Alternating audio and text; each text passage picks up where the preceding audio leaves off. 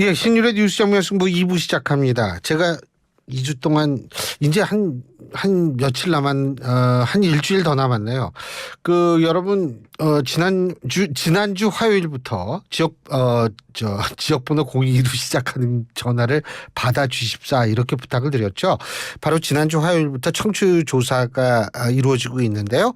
지역번호 02로 걸려오는 전화 받으셨는데 물론 보이스피싱은 아니길 바라겠습니다만 그럼 여러분이 슬기롭게 잘 전 대처할 거라고 봅니다. 지역번호 02로 걸리는 전화가 와서 어제 뭐를 들었습니까? 라고 기억을 되살리라고 했을 때에는 YTN 기억해 주시고 신율 기억해 주시고 뉴스 정면 기억해 주십시오. 승부는 이 승부까지 기억해 주시면 참 고맙겠지만 승부만 기억하면은 다른 방송이랑 헷갈릴 수가 있습니다. 비슷한 이름이 있거든요. 그래서 여러분한테 꼭 좀 부탁을 드리겠고요. 저희가 청취조사 기간 동안에는 커피 쿠폰 드리는 행사가 마련되어 있습니다. 우물정 0945 샵 0945로 문자 보내주시면 저희가 커피 쿠폰 증정하는 행사가 있으니까요. 많은 참여 부탁드리겠습니다. 짧은 문자 50원, 긴 문자 100원의 유료 문자임을 말씀을 드립니다. 자, 신율의 뉴스 정면 승부 2부. 오늘 정면 인터뷰에서는 국민의힘 김병민 전 최고위원 만나보겠습니다. 안녕하십니까? 예, 안녕하세요. 반갑습니다. 예, 힘드셨죠?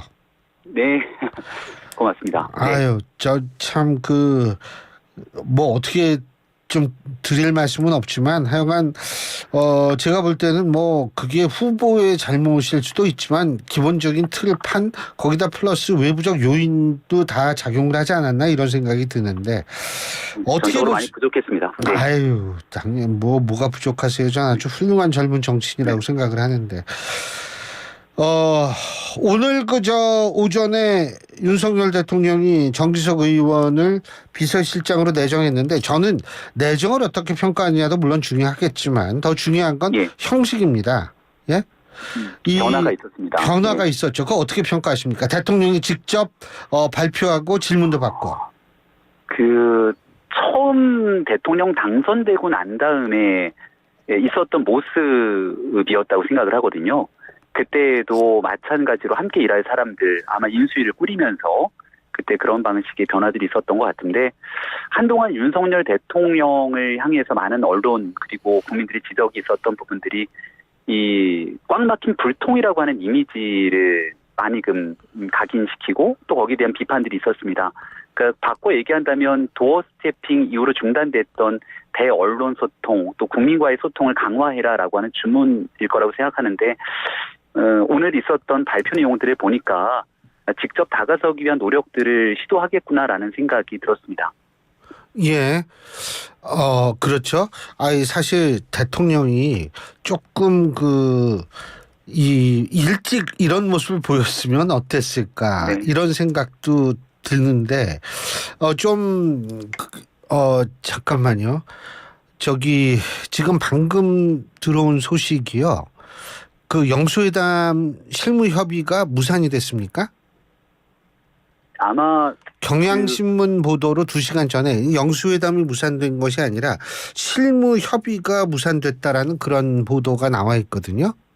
정무수석이 새로 인선되면서 예. 기존의 한호섭 정무수석과 같이 연결했던 부분들이 중단이 됐던 거로 뉴스 보도를 봤습니다. 그러니까 신임 정무수석이 새로 홍철호 정무수석이 임명이 됐으니 아마 신임 정무수석과 함께 새로운 과정들을 갖춰가지 않을까 생각을 합니다. 그러니까 실무 협의, 그러니까 많은 분들이 헷갈리시는데 실무 협의가 무산됐다라는 보도지 영수회담이 무산됐다라는 얘기는 아닙니다. 그러니까 새로운 정무수석과 이제 카운터파트가 바뀐 거죠. 그러니까 민주당 입장에서 그죠? 그러니까 그런 의미로 받아들이면 되겠군요. 어떻게 홍철호 수석은 잘할 거라고 보십니까?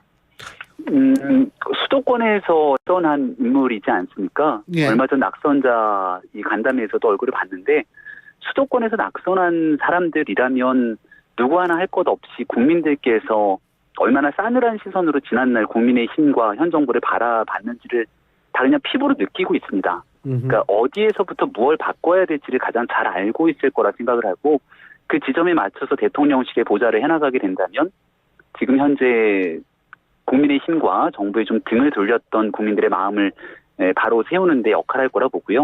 예. 또 무엇보다 국민들이 보셨을 때 윤석열 정부 하면 너무 가까운 사람들 중심으로 계속 대통령실이나 정부가 운영되는 것 아니냐 이런 비판도 있었는데요. 홍철호 신임 수석 같은 경우는 유승민 전 의원과 오래 정치를 같이 해왔던 뭐 누가 봐도 친윤석열계라고 보기 어려운 인사이죠. 예. 그런 방식으로 봤을 때 사람에 대한 인선으로 새로운 변화를 좀 가져가겠구나라고 하는 기대를 가져볼 수 있지 않을까 생각합니다. 문제는 홍철호 수석은 이제 그런 인물이지만 어느 정도의 자율성과 어느 정도의 독립성을 보장받는 이게 핵심 아니겠어요? 예. 그래서 제가 서두에 말씀드린 게 본인 스스로도 김포에서 오랫동안 정치를 해왔고 이번 선거에서 낙선을 했는데 거기에 대한 교훈들을 본인 스스로가 가장 잘 알고 있을 거거든요. 그러니까 저부터도 서울 수도권 나가서 선거를 치르면서 체감했던 국민들의 그 민심이라는 게 있는데 이 민심들을 외면하고 이 대통령실 내에서 본인의 목소리를 내지 못하는 그런 일을 하는 수도권의 정치인들은 저는 없을 거라고 생각합니다. 예, 근데, 어쨌든 정진석 수석도 정치 5선 의원 국회 부의장까지 했고, 언론 기자 출신이고, 거기에다가, 사실 청와대 정무수석도 지내지 않았습니까? 다양한 경험이 있으니까 이분도 좀 제 목소리를 낼 거라고 보십니까? 정진석 신임 비서실장도 이번에 출마를 해서 충청도 해당 지역구가 보수세가 좀 강한 곳입니다. 예. 여기서도 근소한 차이로 낙선을 하게 됐는데 정진석 의원뿐 아니라 충청 민심이 돌아섰거든요. 충청도 지역에서 이 정도면 당선되겠거니 생각했던 사람들이 거의 대다수가 다 낙선을 했고 이게 지난 대통령 선거 때는 이른바 충청 대망론 비슷하게 윤석열 대통령의 부친께서 충청 출신이어서 예. 충청의 민심이 윤석열 대통령에게 모여 있었습니다. 그게 2년 정도 되는 기간 동안 사실 충청 민심이 돌아섰다는 것은 그 누구보다 정진석 신임 실장 스스로가 가장 잘 알 거라고 보거든요. 그래서 정진석 실장이 중량감 있는 정치인이어서 일단은 기존에 지금 보수 자체가 많이 흔들리고 분열돼 있습니다. 흔들리고 지금 갈 길을 잃어버린 보수를 어느 정도 튼튼하게 재건하는 중량감 있는 역할을 일단 첫 번째로 할 거라고 보는데 예. 그 첫 번째 역할 다음에 바로 이어져야 되는 게 충청 민심 플러스 중도의 민심이거든요. 이거를 가져올 때만이 홍철호 수석도 정진석 실장도 이 충청도와 수도권에서 정치하고 있는 수많은 사람들이 기대와 희망을 가질 수 있습니다. 근데 여기에서 실패하게 된다면 당장 내년 후년에 있게 되는 지방선거에서 충청 수도권에 있는 어느 누구도 기회를 장담할 수 없거든요. 그래서 아마 그런 민심들을 누구보다 잘 헤아리고 있는 인사들이어서 단순하게 과거에 해왔던 방식대로 정치를 하지 않을 거라고 생각하고 기대를 좀 해봅니다. 지금 김병민 최고위원께서 흔들리고 분열됐다 보수가 이런 말씀하셨는데 실제로 아직까지 우리가 완전히 분석할 수는 없습니다. 그런데 김병민 최고위원께서도 이제 선거를 직접 치르시면서 보수 중에 일부는 정권 심판론에 호응했다라고 보십니까? 정권 심판론이라고 얘기하기는 좀 어려운 측면들이 있는데요. 예. 다만 이제 정권 심판론은 이른바 민주당이 내세웠던 정치 프레임 그리고 선거 레토릭이기 때문에 예. 다만 윤석열 정부가 그리고 국민의힘이 애당초 기대했던 바처럼 국민께 만족스러운 정치를 못하고 있다 이렇게 평가하고 있는 국민은 많았습니다. 내가 보수임에도 불구하고 지금 있는 상황대로 정치를 하게 되는데 어떻게 표를 줄 수 있겠냐 이렇게 얘기하시는 분들도 실제로 적지가 않았고요. 네, 그러니까 그런 흔들렸던 지금도 여전히 선거 이후에는 더 흔들리고 있죠. 왜냐하면 그렇죠. 정확한 방향성을 제시하지 못한 상태에서 우왕좌왕하고 있기 때문에 그래서 하지만 그렇다고 해서 이 정확하게 보수 정치, 보수 정당이 지향하는 가치와 철학 전체가 부정당하는 건 아닙니다. 윤석열 정부가 해왔던 국정 운영 기조의 모든 것들이 부인당하는 상황도 아니고요. 그래서 그것들을 하나둘씩 정리, 조정을 해나가고 그 다음 국민들께서 도대체 왜 이렇게밖에 못했을까라고 하는 지점들을 하나씩 고쳐나가야 되기 때문에 그런 지점들을 정확하게 캐치해내고 있을 거라고 말씀을 드리고 있습니다. 선거 이후에 더 흔들리고 있다. 이 부분은 전 굉장히 중요한 부분이라고 생각하거든요.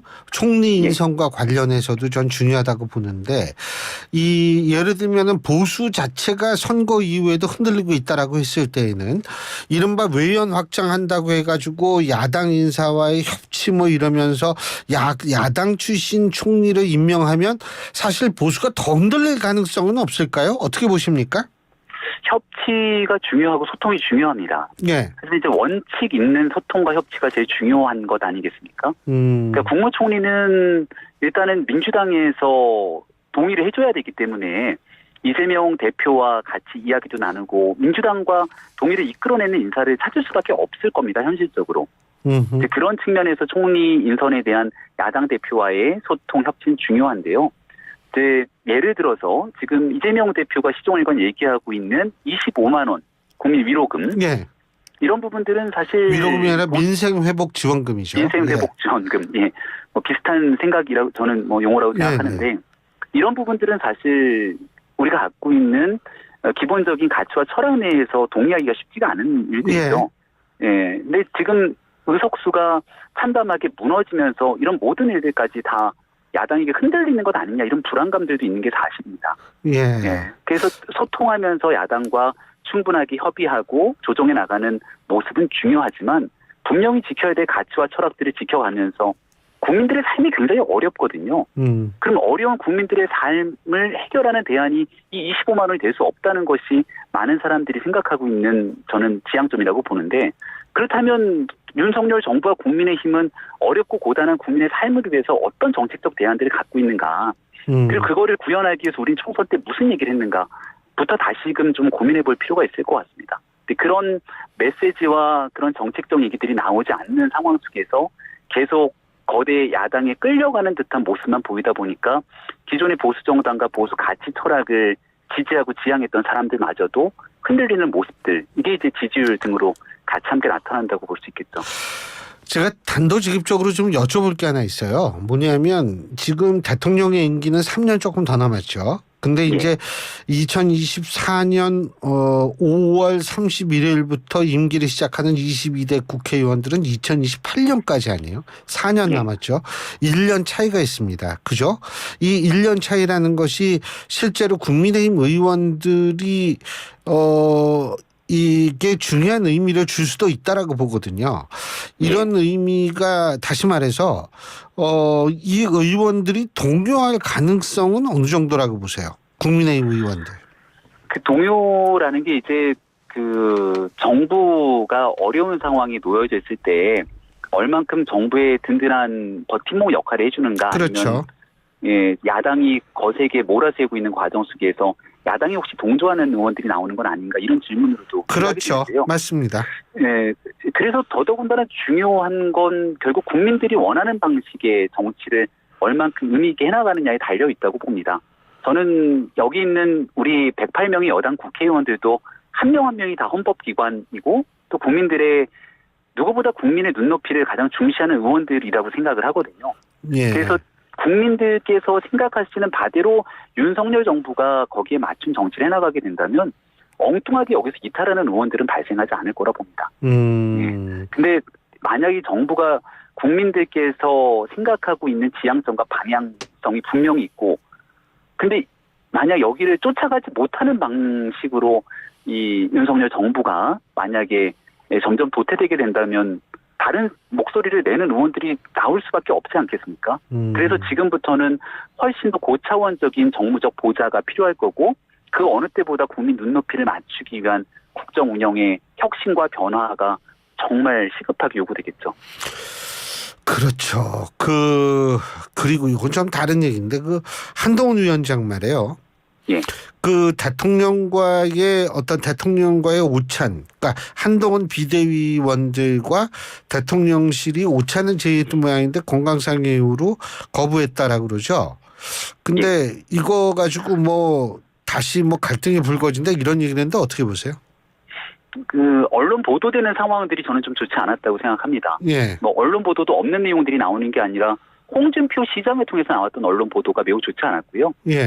당의 원로로서 적절치 않은 행위였다고도 생각을 하고요. 예. 당이 어렵고 힘든 시기에 만약 대통령과 만나서 만찬도 하고 이야기를 나눴다면 거기에 대해서 진정성 있는 충원도 제시하고 또 나와서 언론에게 얘기해야 되는 건 든든하게 당이 단결 결집하고 나아가야 될 미래 비전을 얘기해야 되는데 선거 기간 내내 굉장히 고생했던 특정 정치인을 비하하고 깎아내리는데 모든 에너지를 집중했거든요. 그러다 보니 한동훈 위원장 입장에서는 여기에 대비되는 상태로서의 오찬이든 만찬이든 뭔가 이 정치적으로 뉴스가 소비되는 과정들에 끼어들어가는 게 매우 부담스럽지 않았을까라는 생각이 들기도 합니다. 좀 부담스럽다. 그런데 다만 한동훈 위원장은 이 당의 비상대책위원장, 그 총선을 치렀던 가장 강력한 리더십을 보였던 인사고 또 윤석열 정부에서 법무부 장관을 지내지 않았습니까? 예. 당과 정부에 대한 그 마음가짐 이런 거는 누구보다도 선민후사, 선당후사 뭐 이런 자세가 저는 돼 있는 정치인이라고 생각을 해요. 지금 당장 좋지 않는 구도 속에서 일단은 만남 과정들이 불발됐지만 뭐 머지않는 시기 내에 윤석열 대통령, 한동훈 위원장 뭐 누구든지 간에 다 같이 만나서 이 위기 상황을 극복하기 위해서는 어느 누구 한 명도 배제되거나 빠져서는 안 된다라고 하는 큰 정치의 모습을 좀 모두가 보였으면 좋겠다는 생각도 하고 있습니다. 김병민 최고위원님께서는 하루에 몇 끼 잡수세요? 선거 이후로는 두 끼를 잘 안 먹습니다. 두 끼? 다이어트 하세요? 아, 예. 그게요. 아니 그 세 끼를 잡수셔야 되는데. 아니 제가 왜 갑자기 그 또 그렇게 이게 연결이 되네요. 네. 제가 왜 밥 얘기하냐면 우리가 점심도 먹고 저녁도 먹잖아요. 그 아침도 먹고 그 아침은 조찬, 점심은 오찬, 저녁은 만찬인데 이 정치인들이 오찬하고 만찬의 차이가 좀 있을까요? 왜냐하면 홍준표 시장하고는 만찬을 했다는 거 아닙니까? 근데 네. 한동훈 비대위원하고는 오찬을 하자 이렇게 제의했다고 하는데 차이가 있다고 보세요? 오찬과 만찬의 차이가 조금 있긴 하죠. 예. 만찬은 조금 더 긴 시간을 두고 얘기를 편안하게 나눌 수 있고 오찬은 좀 정리된 시간들이 있기 때문에 다소 좀 형식적인 대화가 갈 수도 있는데 예. 근데 뭐 그렇다고 해서 그 특별한 차이를 두고 뭐 오만찬의 그런 제의를 했다고 생각하지는 않습니다. 그렇죠. 아니 뭐 그냥 한번 여쭤본 거고요. 네. 근데 이 홍준표 시장이 결국은 그러니까 대통령과 홍준표 시장이 만찬을 했는데 이 홍 시장이 밝힌 건가요? 이게 대통령하고 밥 먹었다는 걸? 홍준표 시장을 통해서 나왔던 얘기로 알고 있습니다. 왜냐하면 예. 대통령실에서는 그 내용들을 거기서 나왔던 얘기를 뭐 대통령의 발언이나 언급으로 듣지는 못했으니까요. 그러면 홍준표 시장 그동안 한동훈 위원장에 대해서 굉장히 날선 비판을 했었고 또 대통령하고 저녁을 같이 먹었다는 사실도 공개를 하고 이런 행보는 뭐를 위한 행보라고 보세요? 누가 뭐래도 대구시정과는 관계가 없는 일 아니겠습니까? 예. 그러면 세간의 사람들이 볼 때는 차기 대통령 선거에서의 권력 지형, 권력 구도를 놓고 홍준표 시장이 정치 행보를 벌이고 있다 이렇게 판단하는 게 상식적이라고 보고요. 예. 근데 당의 원로를 자청하고 계신 분입니다. 예. 과거에 이제 상임고문직을 하다가 그 자리를 배제한 해 만에 말이 많았던 예. 것도 그만큼 당의 가장 큰 원로로서 역할을 하시겠다는 본인의 의지가 있기 때문이라면 알겠습니다. 선거에서 대패하고 예. 난 다음 보여야 되는 리더십과는 거리가 멀다고 봅니다. 예, 잘하겠습니다. 오늘 말씀 여기까지 듣겠습니다. 고맙습니다. 예, 고맙습니다. 예, 지금까지 국민의힘 김병민 전 최고위원이었습니다.